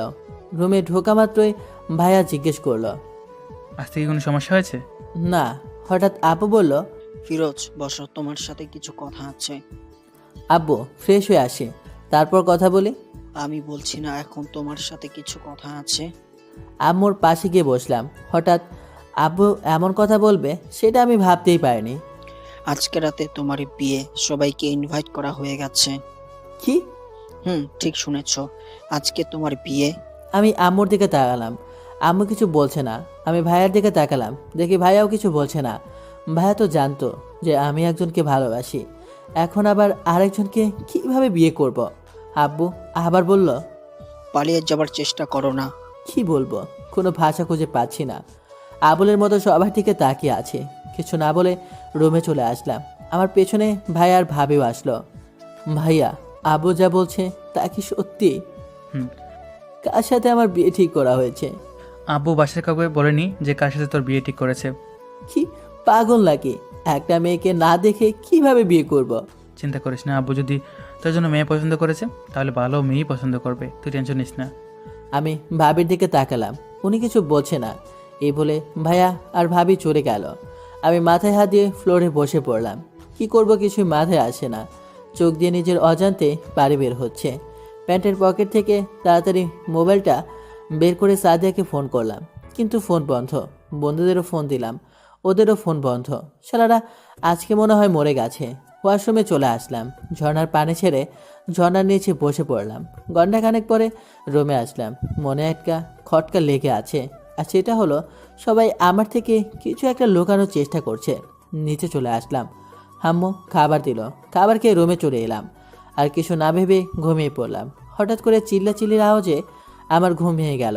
তাকে দেখি আমার হারামি বন্ধুরা আমার রুমে আড্ডা দিচ্ছে। আমি হালকা পাতলা টাসি খেয়ে গেলাম, কারণ সব হারামিগুলা আমার রুমে বসে আছে আর আমাকেই ডাক দেয়নি। আমি কিছু না বলে ওয়াশরুমে আসলাম, একটু ফ্রেশ হয়ে রুমে আসলাম। সাইমা বলল, দোস্ত তুই বিয়ে করেছিস, ট্রিট দে। ট্রিট লাগবো? হুম। যা বাপের কাছ থেকে ট্রিট নে। কেন বিয়ে করছিস তুই আর ট্রিট দেবে আঙ্কেল? এ কেমন বিচার? কারণ এ বিয়েতে আমার কোনো মত নেই, আমাকে জোর করে বিয়ে করানো হচ্ছে। কি? ঠিকই শুনেছিস। তাহলে তুই আঙ্কেলকে বল, তাহলেই তো হয়ে যায়। কোনো লাভ নেই। কিছু সময়ের মধ্যেই বাসায় অতিথি আসা শুরু করলো। সাইমা ওর স্বামীর সাথে নিতে চলে গেল, আর আমার বাকি 3 হারামি আমাকে হালাল হতে সাহায্য করছে, মানে রেডি হতে। অবশেষে ইসলামিক নিয়ম মেনে আমার বিয়ে হয়ে গেল। ভেতরে কেমন যেন একটা খালি খালি লাগছে। কারোর সাথে কোনো কথা না বলে ছাদে চলে আসলাম। ছাদে দাঁড়িয়ে আছি, পেছন থেকে আমার বন্ধুরাও আসলো। আর শালারা কী নিয়ে যেন হাসাহাসি করছে। আমার রাগ উঠে গেল। আমি ওদের কাছে গিয়ে বললাম, তোরা কি আমাকে একটু একা থাকতে দিতে পারবে? ওরা আমার চেহারা দিকে তাকিয়ে আর কিছু না বলে নিচে চলে গেল। আমি ছাদের এক কর্নারে গিয়ে বসে এক মনে চাঁদের দিকে তাকিয়ে আছি। রাত 1টা বাজে। ভাইয়া ছাদে আসলো, আমাকে দেখে বলল, কি রে, তুই এখন পর্যন্ত রুমে যাস নাই? আমি কিছু বলছি না, চুপচাপ দাঁড়িয়ে আছি। মেয়েটা সেই কখন থেকে একা বসে আছে, যা তাড়াতাড়ি রুমে যা। কি হলো, আমার কথা কানে যায়নি? রুমে যা বলছি। এখন আমি রুমের সামনে দাঁড়িয়ে আছি, এক বালতি বেদনা নিয়ে রুমে প্রবেশ করলাম। রুমে ঢুকতেই একটা মেয়ে খাটের মাঝ বরাবর লাল শাড়ি পরে ইয়া বড় একটা ঘোমটা দিয়ে বসে আছে। আমাকে দেখেই খাট থেকে নেমে গটিসুটি পায়ে আমার সামনে আসলো আর এসে আমাকে সালাম করতে নিল। আমি দুহাত পেছনে চলে গিয়ে বলতে লাগলাম, হেই, আপনি এগুলো কি করছেন? কেন, কি করলাম? স্বামীর পা ধরে সালাম করছি। আওয়াজটা কেমন যেন চেনা চেনা লাগছে। খবরদার, ভুলেও আমাকে টাচ করবেন না। আমি আপনাকে স্ত্রী হিসাবে মানি না, আর আমি অন্য কাউকে ভালোবাসি। আমি জানি তুমি কে। মেয়েটা ঘোমটা উঠিয়ে বলল, কি বললি আবার বলতো? আমার সন্দেহ সঠিক হয়েছে, আমার সাথে সাদিয়ারই বিয়ে হয়েছে। এখন দেখো মজা কাকে বলে। আপনি ঠিক শুনেছেন, আমি অন্য কাউকে ভালোবাসি। খবরদার, অন্য কোনো মেয়ের নাম যেন তোমার মুখে না শুনি। আমার মুখ আমিই নেব। আমি জানি তুমি আমাকে এখনো ভালোবাসো। প্লিজ আমাকে মাফ করে দাও। দেখুন আমার ঘুম পাচ্ছে, আমি ঘুমাবো। কি? আজকে আমাদের বাসর রাত, আর আজকে তুমি বলছো তোমার ঘুম পেয়েছে? আমি কোনো কথা না বলে খাটের এক পাশে শুয়ে পড়লাম। সাদিয়া আমার সামনে এসে বলল, আচ্ছা, আমার একটা কথার উত্তর দিবা? কি?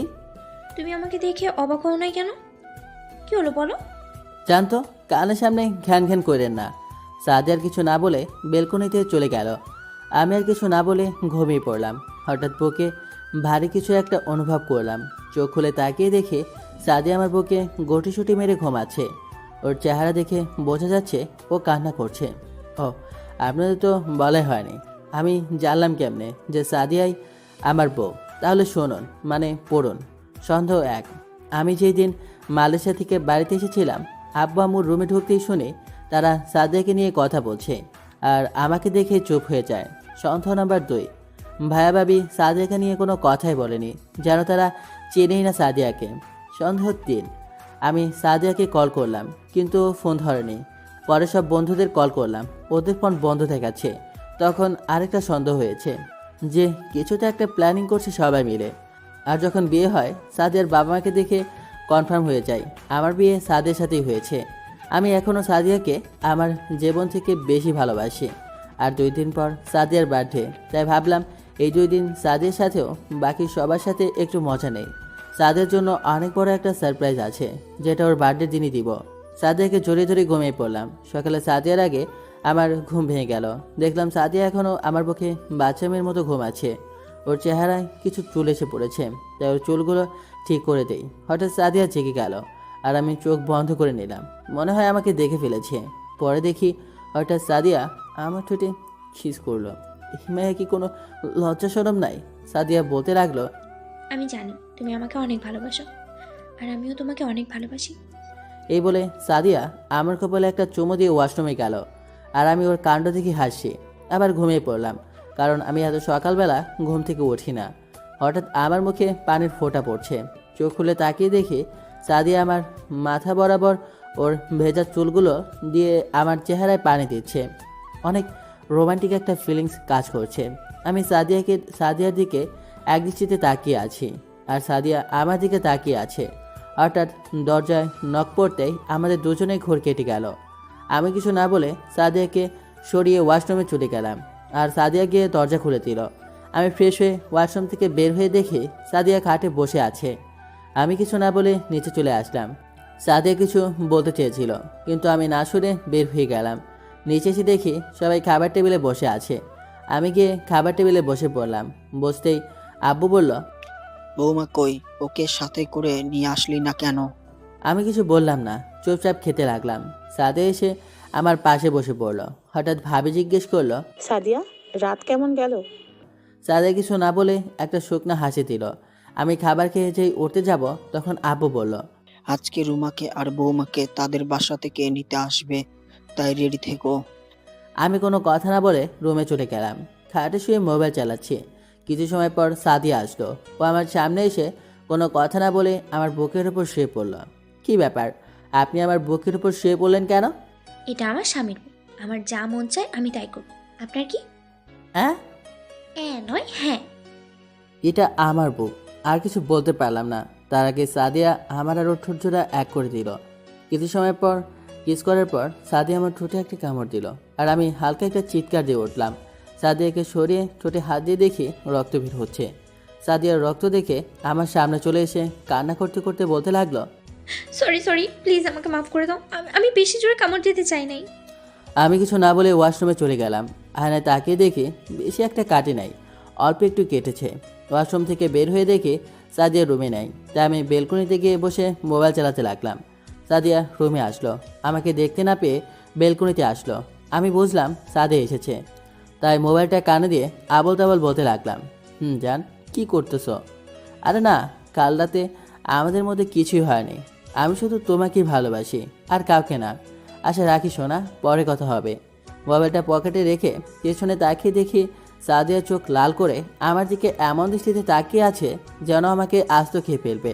সাদিয়া কোনো কথা না বলে আমার পকেট থেকে মোবাইলটা বের করে খুব যত্নে মোবাইলটাকে ফ্লোরে ঢিল মেরে টুকরো টুকরো করে ফেলে দিল। আর কিছু না বলে কান্না করতে করতে চলে গেল। আমি মাথায় হাত দিয়ে ফ্লোরে বসে বলতে লাগলাম, ইন্না লিল্লাহি ওয়া ইন্না ইলাইহি রাজিউন। আমার এত স্বাদের মোবাইলটা একটু মজা করার কারণে টুকরো টুকরো হয়ে গেল। কিছু সময় নিরাপত্তা পালন করে বেলকনিতে বসে রইলাম। হঠাৎ নিচে থেকে অনেক আওয়াজ আছে, তাই নিচে চলে এলাম। নিচে এসে দেখি শ্বশুরবাড়ির লোকজন এসেছে। সবার সাথে কৌশল বিনিময় করে আমার রুমে চলে এলাম। রুমে এসে বসে আছি, এমন সময় সাদিয়ার কাজিনরা আসলো। আসতে পারি দুলা ভাই? আসো। ভাইয়া আপনি কি কোনো কাজ করছিলেন নাকি? না মানে আমরা কি কোনো ডিস্টার্ব করলাম নাকি?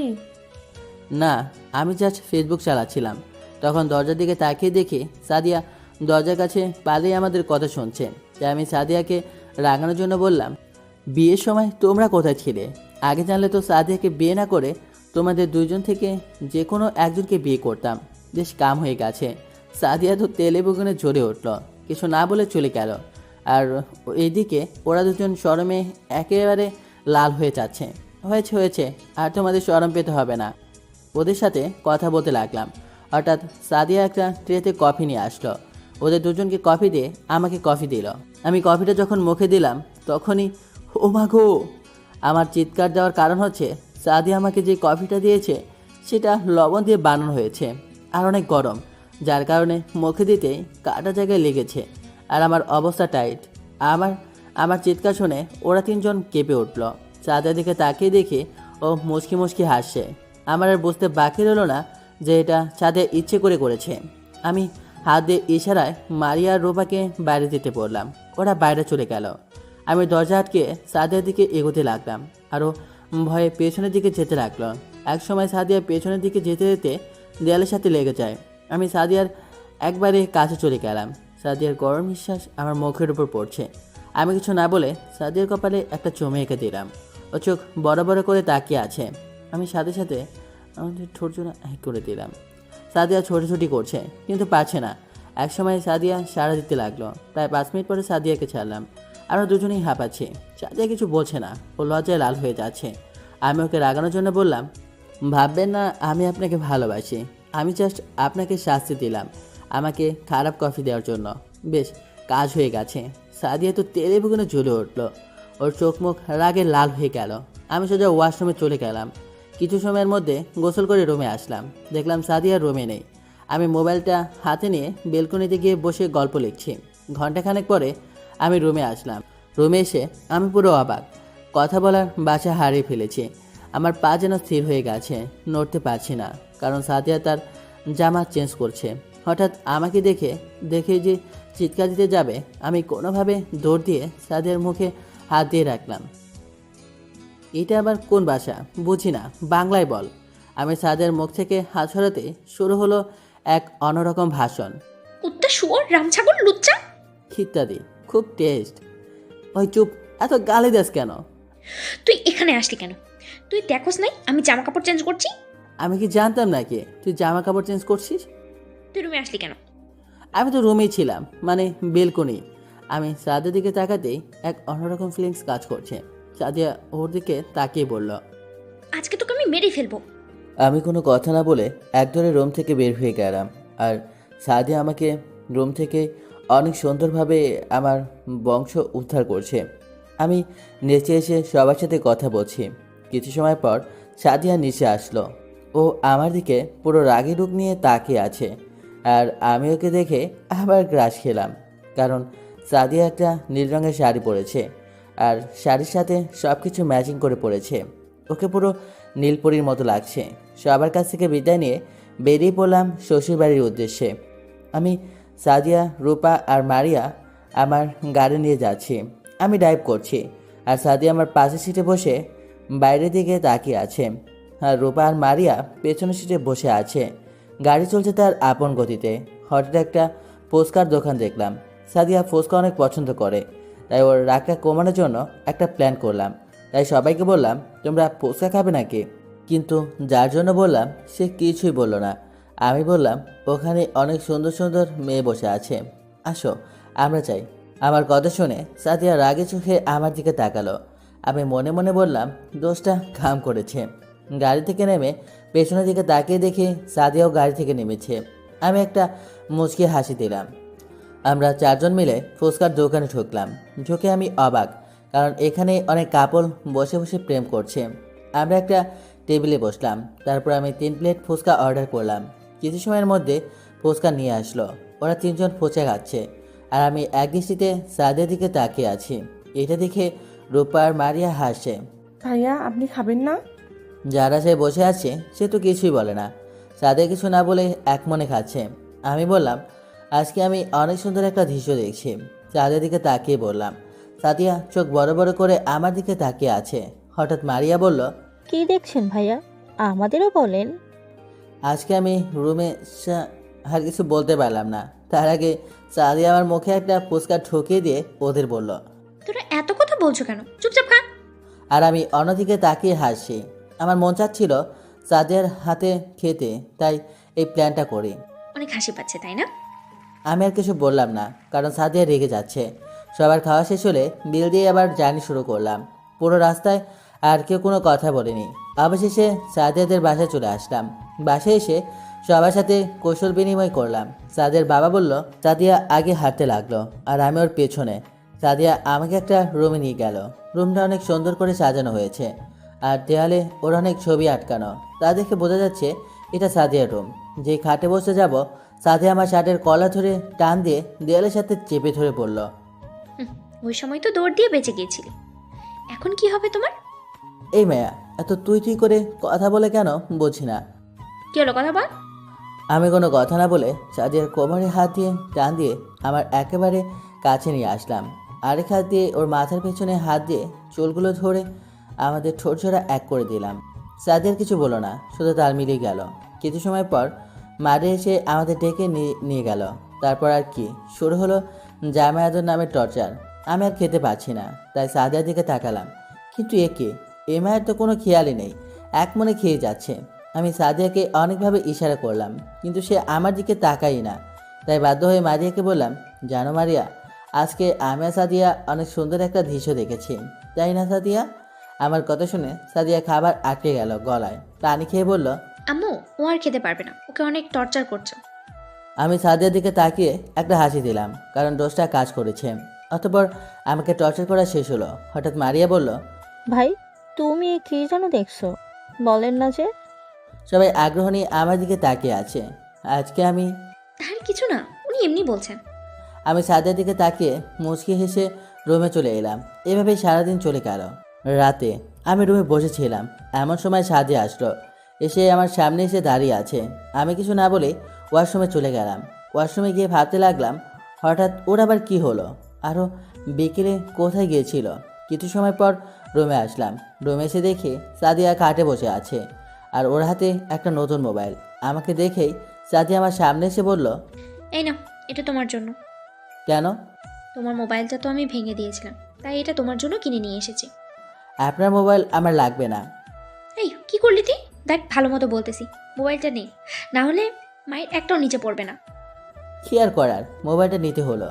মোবাইলটা অনেক সুন্দর। হঠাৎ সাদিয়া আমাকে দেয়ালের সাথে চেপে ধরে বলল, আর কোনোদিন যেন তোমাকে অন্য কোনো মেয়ের সাথে কথা বলতে না দেখি। যদি দেখি তুমি অন্য মেয়ের সাথে কথা বলছো, সেই দিন আমি কি করব আমি নিজেও জানি না। আমি আর কিছু বলতে পারলাম না। তার আগে সাদিয়া আমার আর ওর ঠোঁট এক করে দিল। রাতে ডিনার করে সবার সাথে কিছু সময় কথা বলে রুমে এলাম। রুমে একা ভালো লাগছে না, তাই বেলকনিতে চলে গেলাম। কিছু সময় পর সাদিয়া রুমে আসলো। আমাকে রুমে না দেখে বেলকনিতে আসলো। এসে আমাকে দেখে আমার কোলে বসে পড়ল। কি করছো এখানে? কিছুই না। তুমি কি জানো কালকের পরের দিন কি? কি? যেন না জানার ভান করে। তুমি কি সত্যি ভুলে গেছো? কেন? কি এমন যে মনে রাখতে হবে? না, তেমন কিছু না, আমার ঘুম পাচ্ছে, আমি ঘুমাতে গেলাম। সাদিয়া উঠে চলে গেল, আর আমি ওখানে বসে রইলাম। বুঝলাম যে সাদিয়া কষ্ট পেয়েছে। কিছু সময় পর সাদিয়া যখন ঘুমিয়ে গেল, তখন ভাইয়াকে কল করলাম। কল রিসিভ করলো। হ্যালো ভাইয়া। কেমন আছিস তোরা? ভালো আছি। তো কিসের জন্য কল করা? বেশি কিছু না, একটা ছোটোখাটো হেল্প লাগবে। কি হেল্প? কালকের পরের দিন সাদিয়ার বার্থডে। আচ্ছা ঠিক আছে, আর কিছু বলতে হবে না, সব আয়োজন আমি করছি, তুই নিশ্চিন্তে থাক। ভাই, আরেকটা কথা আছে। বল। সাদিয়া যেন এই ব্যাপারে কিছু না জানে। আচ্ছা ঠিক আছে। ভাইয়া, আরেকটা কথা। আবার কি? I love you too. হয়েছে, আর প্রাণ মারতে হবে না। আচ্ছা রাখি। এই বলে ফোনটা রেখে যে পেছনে তাকালাম, আমি পুরোপুরি শক। কারণ সাদিয়া চোখ মুখ লাল করে আমার পিছনে দাঁড়িয়ে আছে। মনে হয় সব কথা শুনে ফেলেছে। আজকে আমি শেষ। হঠাৎ সাদিয়া বলল, এই তুই কাকে আই লাভ ইউ বললি? আমার ভেতর দিয়ে একটা শান্তির হাওয়া বয়ে গেল। হাসিটা কোনোভাবে চেপে রেখে বললাম, আমি আমার পার্সোনাল ব্যাপার আপনাকে বলবো কেন? দেখ, বলতে বলছি কিন্তু তুই কাকে বললি? আমি কাউকে জবাব দিতে বাধ্য নই। ঠিক আছে, আমি তোর জীবন থেকে সরে যাব। কালকের পরের দিনই তুই ডিভোর্স পেপার পেয়ে যাবি। সাদিয়া রুমের বাইরে চলে গেল আর আমি বলদের মতো ওই জায়গায় দাঁড়িয়ে আছি। সারা রাত চলে গেল কিন্তু সাদিয়া রুমে আসলো না। আমিও সারা রাত না ঘুমিয়ে কাটিয়ে দিলাম। সকাল 9টায় সাদিয়াও তার আম্মু নাস্তা বানাচ্ছে। আমি রুম থেকে বের হয়ে সোজা ডাইনিং রুমে চলে এলাম। আমি সাদিয়ার বাবাকে বললাম, আঙ্কেল আমার একটু জরুরি কাজ আছে, আমার এখন যেতে হবে। এটা কেমন কথা? কালকে আসলে আর আজকে চলে যাবে? আবার এখন পর্যন্ত তো নাস্তাও করনি। আঙ্কেল একটা জরুরি কাজ আছে তাই যেতে হচ্ছে। আমি বিকেলে এসে সাদিয়াকে নিয়ে যাব। আঙ্কেল আর কিছু বললেন না। আমি বের হওয়ার আগে দেখি সাদিয়া আমার দিকে কান্নাজড়িত চোখে তাকিয়েছিল। আমি কিছু না বলে চলে আসলাম। যে কাজের জন্য বের হয়েছে তা করতে করতে বিকেল হয়ে গেল। বিকেলে সাদিয়াদের বাসায় গেলাম। গিয়ে দেখি আঙ্কেল আন্টি হলরুমে বসে আছে। আমাকে দেখে আঙ্কেল বলল, বাবা, তোমার আজ সাদিয়ার কি কোনো ঝগড়া হয়েছে? না আঙ্কেল, কেন, কি হয়েছে? সকালে তুমি যাওয়ার পর থেকে সাদিয়া কিছু না খেয়ে তার রুমে গেল, এখন পর্যন্ত রুম থেকে বের হয়নি। ঠিক আছে, আপনারা টেনশন নেবেন না, আমি দেখছি। এই বলে সাদিয়ার রুমে চলে আসলাম। রুমের বাইরে দাঁড়িয়ে আছি। অনেকক্ষণ যাবৎ সাদিয়াকে ডাকলাম কিন্তু ওর কোনো রেসপন্সই নেই। ভাবতে লাগলাম সাদিয়া যে রেগে আছে এইভাবে দরজা খুলবে না। তাই একটা প্ল্যান করলাম। সাদিয়ার মোবাইলে একটা মেসেজ পাঠালাম। মেসেজ পাঠানো 2 মিনিট পরে সাদিয়া দরজা খুলে দিল। দোস্ত কাজ করেছে। মেসেজটি লেখা ছিল, তুমি যদি দরজা না খোলো তাহলে আমি এখান থেকে চলে যাব, আর কখনো আসবো না। সাদিয়া দরজা খুলে দিয়ে আবার খাটে বসে মরা কান্না শুরু করে দিয়েছে। ওকে দেখে বোঝা যাচ্ছে ও এত সময় কান্না করছিল। সাদিয়া নীরবে কান্না করে যাচ্ছে। আমি গিয়ে খাটে বসলাম। কেউ কি মারা গিয়েছে? ব্যাস, কাজ শেষ। শুরু হয়ে গেছে জোরে জোরে কান্না করা। কি হলো, এভাবে কান্না করছো কেন? কুত্তা লালবান্ত শুয়োর, তুই আমার সাথে কথা বলবি না। তুই তোর প্রেমিকার কাছে যা। আমি তো আমার প্রেমিকার সাথে আছি, বিড়বিড় করে বললাম। কি বললি? বললাম আমি তো এতক্ষণ আমার প্রেমিকার সাথে ছিলাম, তাই তোকে একটু সময় দিতে এলাম। আমার কথা শুনে সাদিয়া আরও রেগে গিয়ে আমাকে টানতে বিছানায় শুয়ে দিয়ে আমার ওপর বসে শুরু করলো এলো বাধারি। আরে কি করছেন, লাগছে তো। আজকে তোকে আমি মেরেই ফেলবো। তুই কোন ডাইনির সাথে ছিলি বল? ঠিক আছে বলবো, এখন বাইরে যাব, চল। আমি তোর সাথে কোথাও যাব না। ঠিক আছে, তোর যা লাগবে না, কিন্তু কিন্তু কি? তোর মতো আটার বস্তা আমার ওপরে বসে আছে, আমি মরে গেলাম, নাম তাড়াতাড়ি। সাদিয়া রাগে অভিমানে আমার ওপর থেকে বেলকনিতে চলে গেল। আমি ওর পেছনে বেলকনিতে গেলাম। গিয়ে দেখি ও কান্না করছে। চলো বাসা যেতে হবে, আব্বু কল করেছিল। সাদিয়া আমার দিকে চোখ বড় বড় করে তাকিয়ে আছে, কারণ আমি এই প্রথম ওকে তুমি করে বললাম। কি হলো, কথা কানে যায়নি? তাড়াতাড়ি রেডি হও, বাসায় যেতে হবে। আমি যাব না। দেখো আমাকে রাগিও না। আমি বলেছি না আমি যাব না। খুব টেস্ট, এখন যাও আর ভদ্র মেয়ের মতো রেডি হও। সাদিয়ার কিছু না বলে গালে হাত দিয়ে আমার 14 গোষ্ঠী উদ্ধার করতে করতে রুমে রেডি হতে চলে গেল। থাপ্পড় মারতে অনেক ভালো লাগে, ছোটবেলায় আম্মু বলেছিল। মায়ের ওপর কোনো ওষুধ নেই, খুব টেস্ট। কিছু সময় পর সবার থেকে বিদায় নিয়ে বাইরে চলে আসলাম। গাড়ি স্টার্ট দিয়ে শুরু হলো ভাষণ। আমি তোর সাথে কোথাও যাব না। গাড়ি থাম, আমি তোর সাথে কোথাও যাব না। দয়া করে এমন চিল্লাচিল্লি করিস না, সারাদিন না খেয়ে আছি, অনেক ক্ষুধা পেয়েছে, এখন রেস্টুরেন্টে যাব।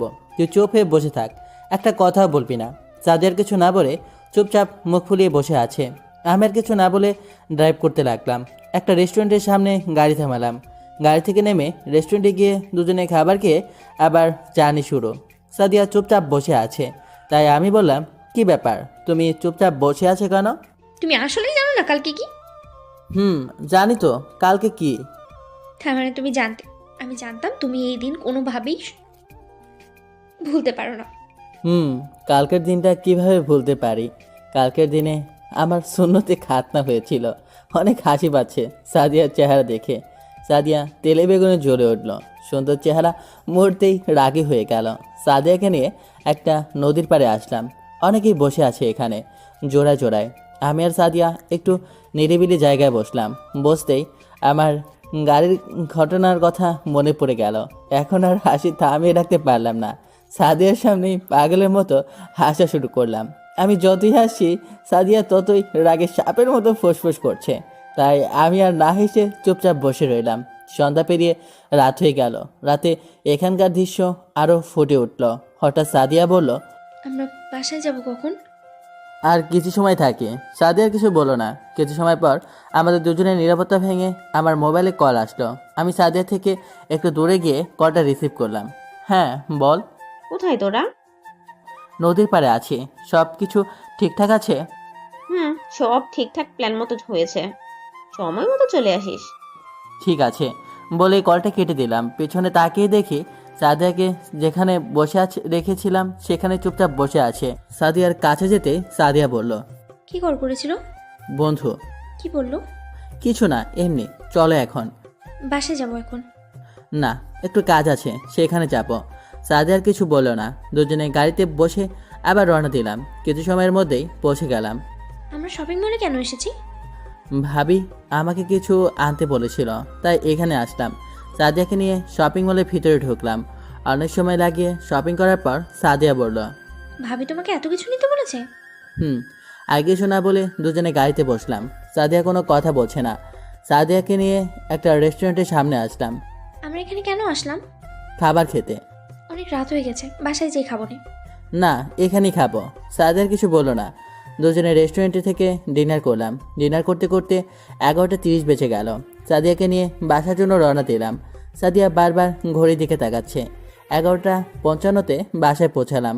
গাড়ি পার করে দরজার সামনে এসে সাদিয়া কলিং বেল বাজাতেই তখন আমি বললাম, এই কি করছো? কিছুটা চিৎকার দিয়ে। আমি আবার কি করলাম? সবাই ঘুমিয়ে আছে, কলিং বেল বাজানোর প্রয়োজন নেই। তাহলে ভিতরে যাব কিভাবে? আমার কাছে চাবি আছে। আমার প্যান্টের পকেটে হাত দিয়ে চাবি বের করে দরজা খোলো। তোমার পকেটে আমি হাত দিতে যাবো কেন? আরে আমার হাতে এতগুলো ব্যাগ, আমি আবার পকেটে হাত দিব কেমনে? সাদিয়ার কিছু না বলে পকেটে হাত দিয়ে চাবি বের করে দরজা খুলে দিল। পুরো বাসা অন্ধকার হয়ে আছে। সাদিয়ার আমি ভেতরে গেলাম। হঠাৎ পুরো বাসার লাইট জ্বলে উঠল আর সবাই একসাথে বলে উঠল, হ্যাপি বার্থডে সাদিয়া। সাদিয়া সবাইকে দেখে পুরো অবাক হয়ে আছে। সবাই সাদিয়াকে উইশ করছে। আমি কিছু না বলে সেখান থেকে আমার রুমে চলে এলাম। তোমাদের সবার মনে আছে আমার বার্থডের কথা? সবাই একসাথে বলল, ঘণ্টাখানেক পরে সাদিয়ার রুমে আসলো। রুমে এসে দেখে রুম অন্ধকার হয়ে আছে। রুমের লাইট জ্বালিয়ে সাদিয়া শক, কারণ পুরো রুম পুতুল দিয়ে ভর্তি। হঠাৎ রুম থেকে কান্না করার শব্দ আসে। আমি বেলকনিতে দাঁড়িয়েছিলাম। কান্নার শব্দ পেয়ে রুমে গিয়ে দেখি সাদিয়ার চোখে পানি আর নাকের পানি এক করে দিয়েছে। সাদিয়ার সামনে গিয়ে বললাম, কি হলো, কান্না করছো কেন? সাদিয়া কোনো কথা না বলে আমাকে জড়িয়ে ধরে আরও জোরে জোরে কান্না শুরু করে দিল। কি হলো, কান্না করতেছো কেন? তুমি এই কয়দিন আমাকে এত কষ্ট দিলে কেন? কি, আমি আবার কখন তোমাকে কষ্ট দিলাম? সাদিয়াকে জড়িয়ে ধরে বললাম। তুমি বললাম কি? সাদিয়াকে আর কিছু বলতে না দিয়ে আমাদের ঠোঁট জোড়া এক করে দিলাম। কিছু সময়ের পর সাদিয়াকে ছেড়ে দিলাম। দুজনে জোরে জোরে শ্বাস নিচ্ছি। আমি কিছু বলতে যাব, হঠাৎ সাদিয়া আমাকে পাগলের মতো কিস করতে লাগলো। কিছু সময় পর ছাড়লো। সাদিয়া কিছু বলতে যাবে, তখন আমি দুটো শপিং ব্যাগ সাদিয়ার হাতে দিয়ে বললাম, এইগুলো পড়ো। আমি নিচে গেলাম। আমি নিচে চলে আসলাম। কিছু সময় সবার সাথে কথা বলে রুমে চলে আসলাম। রুমে এসে আমি পুরো অবাক। সাদিয়াকে নীল রঙের শাড়িতে নীলপরীর মতো লাগছে। আমি একদৃষ্টিতে সাদিয়ার দিকে তাকিয়ে আছি। সাদিয়া আমার সামনে এসে ঠোঁটে ছোট করে কিস করে পড়ল। কি জনাব, এমন ট্যাপ ট্যাপ করে কি দেখছেন? আমার নীলপরীকে। তাই? চলে ছাদে যাব। কি, এত রাতে? এখন আমাকে কোলে তুলেন। নয় হ্যাঁ, এখন তুমি আমাকে কোলে নিয়ে ছাদে যাবে।